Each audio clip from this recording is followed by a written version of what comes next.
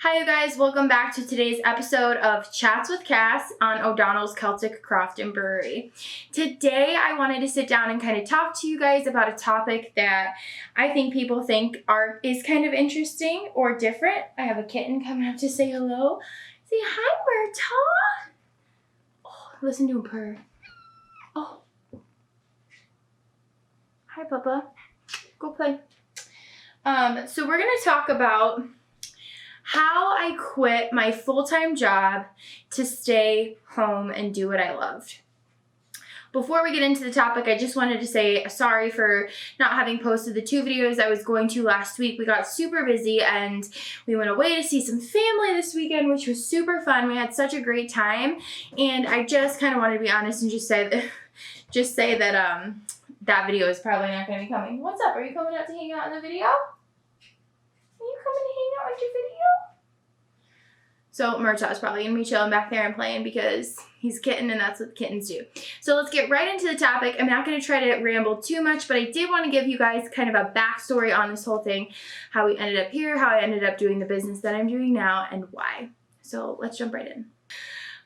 Let's get to talking. So basically, I'll start at the very beginning. My work life started when I was in high school and I worked at a local department store, and I babysat, I taught guitar, I worked at an art studio, and then I worked at another sort of graphic design type studio.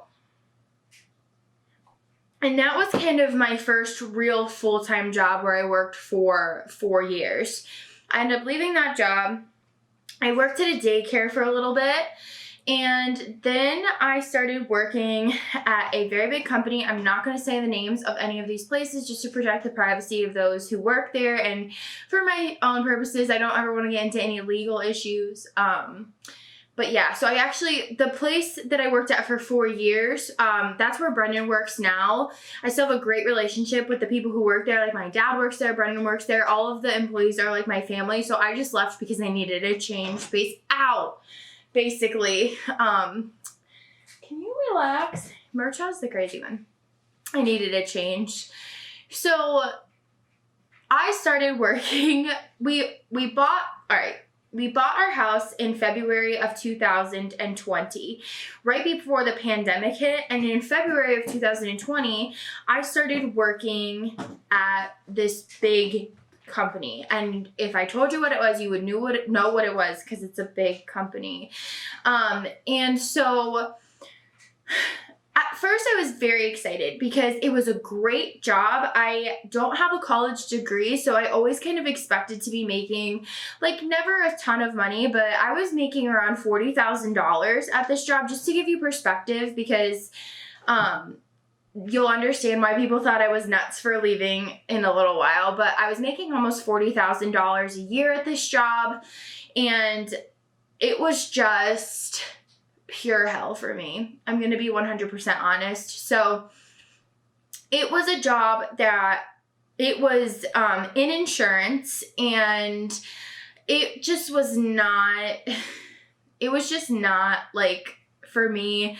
The people that I worked with, I only had 2 weeks of in-person training, and unfortunately what happened at that time is that the pandemic happened and we got sent home. So I was promised a certain amount of in-person training, which I understand they could not have awarded me because of the pandemic, right? We get that. But there was sort of this disconnect when that happened, that we didn't end up, like, we barely got the training that we were told we were going to get.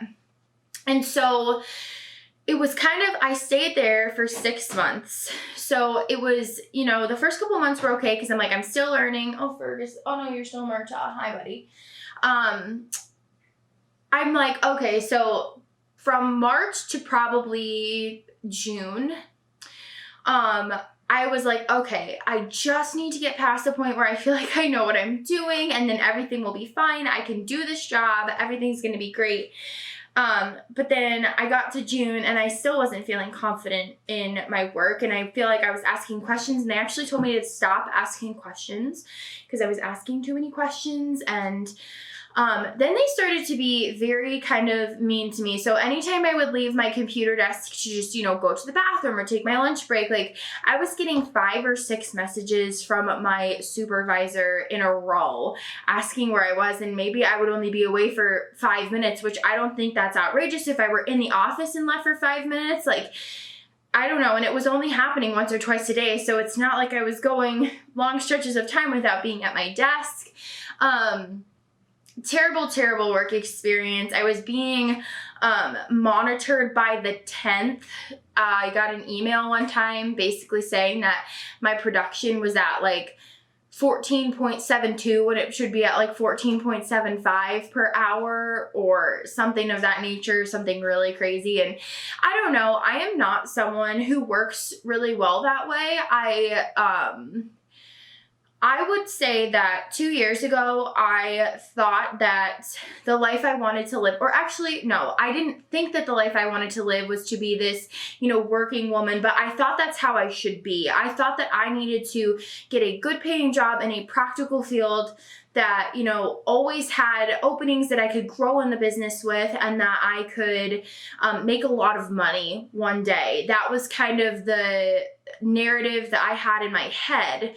And what the problem with that, though, is that once I started doing that job, it basically drained my spirit completely. So I went from being the happy-go-lucky person that I am to being so anxious that I was shaking before work, logging on 15 minutes early and logging off like 30 minutes late every day because I was afraid that if I hadn't got to my exact times that I was going to get in trouble. And if I went over my lunch, like I was like so afraid to go over my lunchtime that I would like only take 15-minute lunches. And it was just really terrible.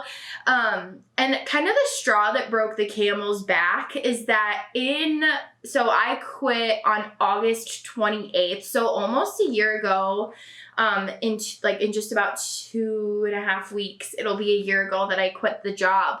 And,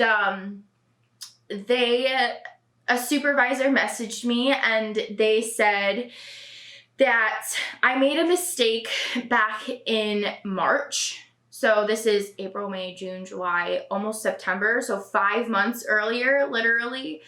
I made a mistake back in March and I was getting in major trouble for it. And I said, technically though, like somebody else should have caught this because I was still in training in that point. I was not released to do any of the work that I was doing on my own. So someone checked my work. So it wasn't even like it was anything that I could have done. And she was asking me why I did it. And I said, listen, this was 5 months ago. I have no idea. And so I remember logging off for work that night and calling my mom in tears because I just felt so stupid and I was so nervous and uptight and depressed and moody, and it was just so bad. And my mom was like, just quit, like just quit and then like figure out what you're gonna do after because this isn't like good. So we went back and forth about whether I was gonna put my 2 weeks in or not. And my whole family, like Brendan, my parents, and I kind of have this theory that they were trying to make me quit.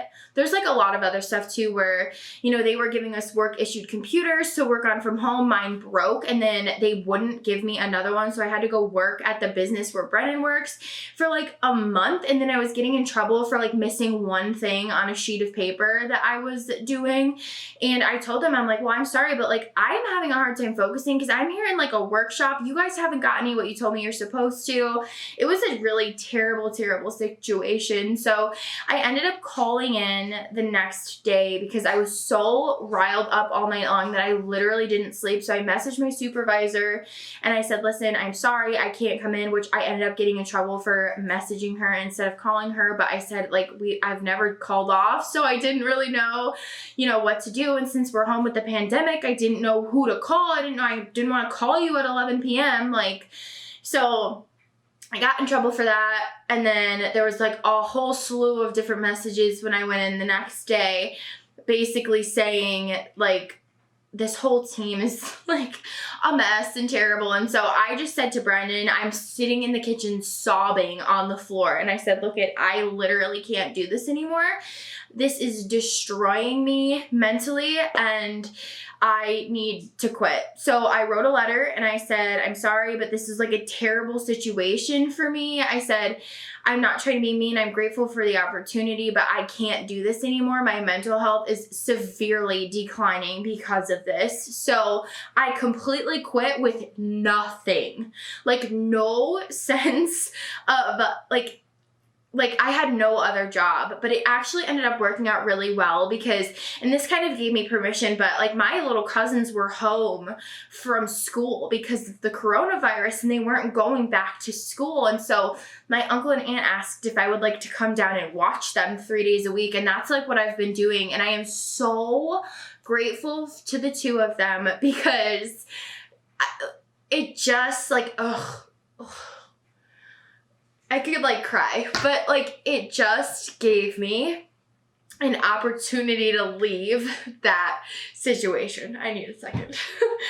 It was so bad. Like you can ask, and my friends and family were worried about me because of how bad like this work situation was. So, but I'm very grateful that I was able to do that. Jesus Christ. I didn't realize I was going to get so emotional about this. Hold on. Okay, I'm fine. So my aunt and uncle like gave me permission, like it not gave me permission, but it felt like the permission that I needed. And actually it was really funny because so growing up my entire life, my grandma has always said like cardinals are my grandfather. I never met my grandfather. He passed away before I was born, unfortunately, but my grandma has always weaved him into our story. So I know lots about him, and she's taught us since we were little kids that, you know, cardinals are my grandfather. So Brendan and I were sitting out on the back porch and I'm sitting in a chair like this. Brendan sort of laid, like he was sitting back here. Sorry, someone texted me. I was sitting back in my chair like this out on the porch and Brendan goes, oh my God. And I said, what? And he's like, there's a cardinal literally right behind you, probably this far away. And so I turned around and I looked and the cardinal was looking at me dead in the eye, and then it tweeted and then flew away. So it was kind of like this like ceiling moment where I'm like, everything is going to be fine. Like, I'm going to be fine. We're going to be fine. There was just a lot of stressing as like, we just bought a house. I'm like, how are we going to do this? So I started my photography business. I'd been doing it for probably,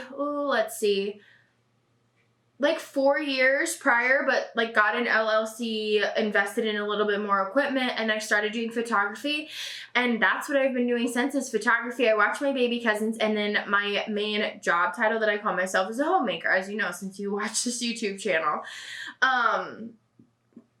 But I was gonna kind of talk to you guys about sort of the logistics that had to happen for us to be able to do this, because Brendan makes good money at his job. He's worked there for close to 10 years, but in the world we live in today, it's really hard to rely on one income, which is why I babysit and which is why I do photography. But once we have children, like the goal is to have me home full time. So I kind of wanted to talk to you guys a little bit about some different changes that you can make in your life if you are interested in, you know, doing this thing at home. If you're interested in quitting your job and starting your own business, or if you're interested in just staying home, like you and your husband think that it's a good idea for you to be home, here are a couple of things that we have implemented and some tactics we have implemented in our life that help us to be able to do that and to not be in severe debt because of it. So yeah, let's jump right in. Let's like move past the heavy. It was that I did not expect to get so emotional about that, but guess what? Here we are. So the number one thing that we cut out or stopped doing, I don't even like to put negative terms onto this, because to what, you know, let's put it this way. What might seem crazy to some people might be just what someone else needs. So for a lot of my friends and family, they're like, what? You're nuts? Like, I would never do that, but like, this is what we do. The number one thing is that we do not have cable. So we didn't have cable before I quit my job, but it's not something we ever tried to get back, like after I, after I went back to, like, after I quit the job, like we would never go back to that. So number one is to not have cable. If you want Netflix or Amazon, that's one thing, but just don't have cable. It's really expensive. Number two is to plan your grocery shopping for like 2-week periods. So basically what I do is I always base the grocery shopping on when Brennan's getting paid, because we always know just about how much Brennan's gonna make, or around about that much. I always budget for the least amount that he would make working just 40 hours a week, never any overtime. And I always budget a certain amount for myself that I know I make like within $100 of that usually per month. So I plan out the grocery shopping. That's like part of my job at home, is planning out groceries. So I say, okay, so this is what we need this week. This is what we need next week. And I don't plan specific meals for every single day, but I do kind of have an idea of like a couple of different meals that we will do once in that 2-week period. So for example, this kind of helps me to pare back the needing to jump into the grocery store and spending more every 3 days or whatever. So in the summertime, we grow a lot of food in our garden. So we are getting out right now like a ton of tomatoes. So we use basically what we have at home first. And then this time of year, I'm going to the farmer's market and buying what they have first, because if you shop at a farmer's market, things are much less expensive than they are at maybe the grocery store for really good organic food. Second is I support our local farmers. I guess this is like third or fourth. I don't know where I'm at. I'm just going to keep going. The other thing we do is I support our local farmers, and we are starting to buy meat from local farmers, which keep you fuller for longer, and they're a lot better for you, so you'll be more satiated. And then we buy a lot of what I like to call filler foods. So really nutrient-dense foods that fill you up. So when I go buy local meat, I will ask the butcher, can I have the off-cuttings or can I have the bones? And I can make stocks. And this is something we're just starting to do now. So I'm kind of just learning, putting my feet into it, but I'm realizing how inexpensive and what a great idea this is. So we're going to be making stocks and, boiling the bones for the nutrients off of them, to just get every last bit of everything we can off of even the pieces of meat that people don't assume are very good.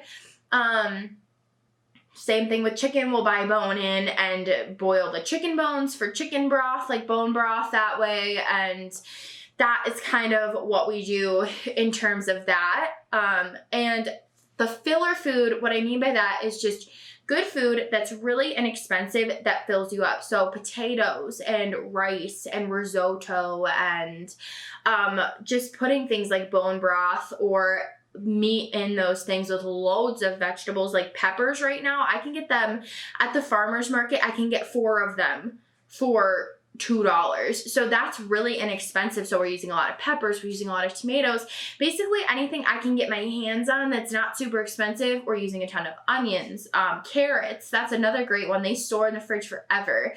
So just kind of choosing the most nutrient dense foods I can, and then spending more money where I find it important. So like I said, the meat, butter, good oil, and then doing what I can to grow and or buy the rest in bulk from local farmers is really a great way to save money on your grocery budget.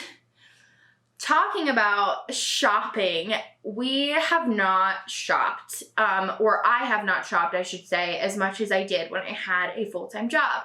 And personally, I think people shop when they're working a lot, because in ways it makes like they're sad because they're working, which I could be wrong, but I personally know that when I was working at this place, I was shopping way more because I was like, okay, like I'm sad, I need something to make me happy. I was doing it in a very unhealthy way, but now that I'm home, I just have a completely different I have a completely different sort of outlook on shopping, and I recently have gotten rid of a lot of clothes that don't fit me anymore, that don't wear well with me anymore, and I have given them to our local Salvation Army, and I'm looking into buying really good quality clothes.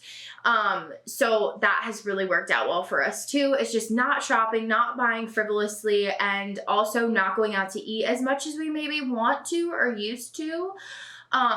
Which sounds hard, but once you start doing these things, I really promise you that it's not difficult at all. So, plant a garden. You can get things like those really bumper crops like cucumbers and green beans and even tomatoes. Like if you get a good tomato plant going, you can get a lot of tomatoes off them. I plan on canning. I just got a whole bag of cucumbers from the farmer's market because ours didn't do well for $4. I'm talking there are probably 18 cucumbers in this, that's a lot of food where we can make fermented pickles and basically just getting resourceful about the services and stuff that you're offered, the stuff that you have. You can get really resourceful about those things. So Nikita, what you doing, baby girl? Where's your buddies? You can get really resourceful about those things, which is really great. Another thing that we have done is started making coffee completely at home. We buy milk from a local dairy, which we've done forever, but it actually ends up being much less expensive. And again, like I said, when you're buying better quality stuff, you're more satiated, you're more full, you need less processed stuff that costs a lot of money. Oh, let me think. What else do we do? I make a lot of my own household cleaners. I use Thrive Market for like healthy groceries and laundry detergent, laundry soap, dishwasher detergent, stuff like that. You can buy on there with it's really good quality for really less expensive than the garbage that you'll buy at the grocery store anyway. I use my essential oils. I buy unscented everything, use my essential oils to scent stuff. Basically, like I'm not buying candles. I just use my oils. I use oils for everything, guys. Like, so that's another thing. We try to stay really healthy so that we don't have to spend money on any medications. Now we have like just ibuprofen and like Asper cream and stuff like that if it's really necessary. But in terms of it, like we really don't buy that. Like I said, staying healthy, I think that's a huge thing to remember when you're trying to do this like at home life. Is just make sure that you are healthy and taking care of yourself, because if you're doing those things, then long term you will be like way better off for it, if that makes any sense. You won't have to be buying any medicines. You won't have to be on any prescriptions. Obviously, there's circumstances that require that. I'm not saying that's a bad thing, but you know where I'm coming from. So something else we're doing, which this might sound a little wild and crazy, but so everything in our house is run off of gas. So we have a natural gas bill from our local gas company and we pay them monthly, and something that we use gas for is our dryer, and it's kind of kicking the bucket, so we're getting rid of it and we're not buying a new one. This kind of goes back to what I said about paring back our wardrobe.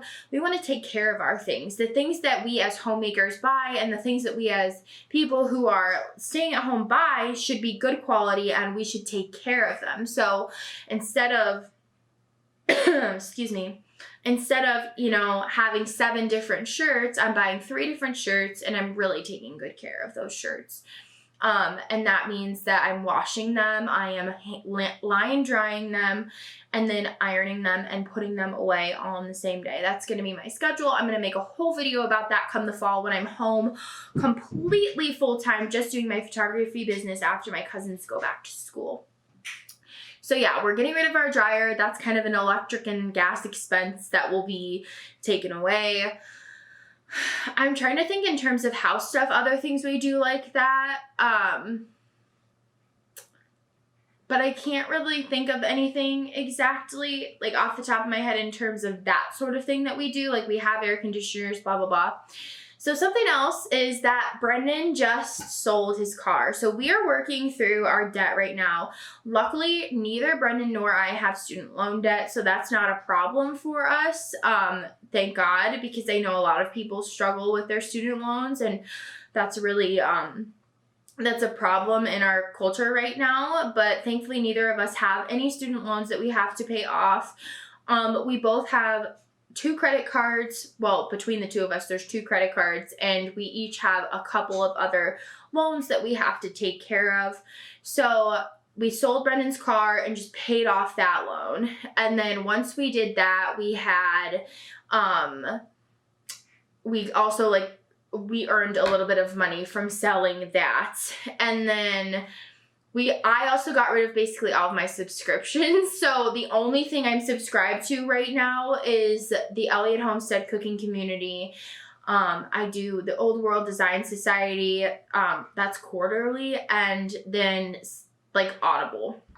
Brendan's on 2 things, Patreon and Audible, for a couple of different things, because I think something really important is just keeping your, don't deprive yourself completely of the things that you love. Just pick 1 or 2 things for each of you that, is really important. The cooking community is a family thing. It's really beneficial for us to learn how to cook in a way that we want to in our home. So that's why we do that. I love the Old World Design Society and the Audible. Brendan and I both read so much. So it's just, again, that's something that we just prefer to choose to have. And then in terms of other subscriptions, we don't really have anything right now. We just don't do it. Like I said, we don't shop. We don't really have many subscriptions. Brendan just sold his car, so we paid off a loan. So now at this point, the cool kind of thing is that we have an extra, Brendan's car payment was $260 a month. So we have an extra $260 a month that we can throw towards another loan. If you've never heard of this, it's called the Dave Ramsey Debt Snowball. You should really look into it. It's really great. We've done it in the past, and that's what we're working towards. And if we do it correctly, we could be debt-free by the end of next year, aside from our house, and that is our goal. We're also getting married next month, and if we get any gifts from our wedding, we're also paying a loan off with that. So that's kind of where we're at with it, and those are just some small things that we do.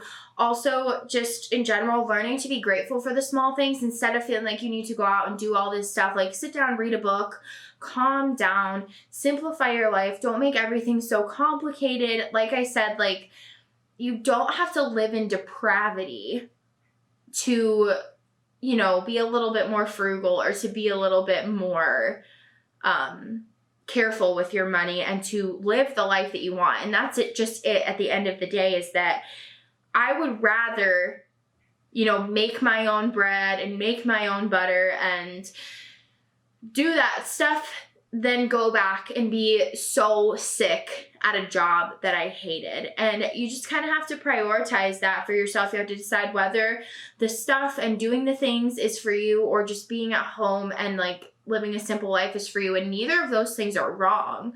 That's what I want to really reiterate and, punch into the ground, if you will. Neither of those choices are wrong.